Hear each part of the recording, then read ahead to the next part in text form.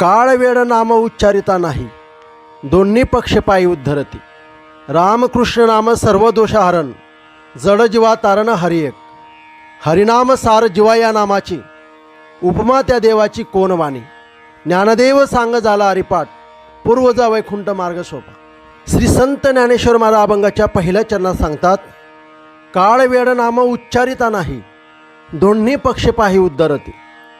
योग यादादी साधनांना जशी वेळ काळाची आवश्यकता असते, तशी भगवान नावाचा उच्चार करण्यास उत्तरयानादी काल व प्रातकालादी वेळेची आवश्यकता नाही.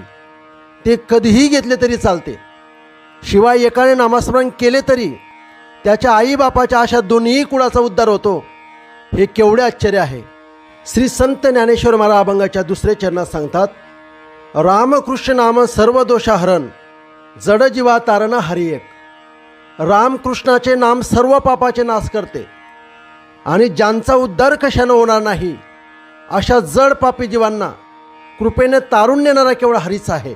श्री संत ज्ञानेश्वर महाराज अभंगाच्या तिसऱ्या चरणात सांगतात, हरिनाम सार जीव या नामाची, उपमा त्या दैवाची कोण वाणी.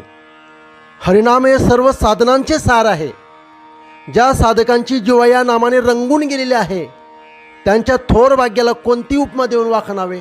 श्री संत ज्ञानेश्वर महाराज अभंगाच्या चौथ्या चरणात सांगतात, ज्ञानदेव सांग झाला हरिपाठ, पूर्वजा वैकुंठ मार्ग शोभा. श्री ज्ञानेश्वर महाराज म्हणतात, माझा सांग हरिपाठ झालेला आहे, म्हणजे माझ्या सर्वांग सहित जिव्हा हरिनामात तल्लीन झालेली आहे, म्हणून माझ्या पूर्वजांना वैकुंठाचा मार्ग अगदी मोकळा झालेला आहे.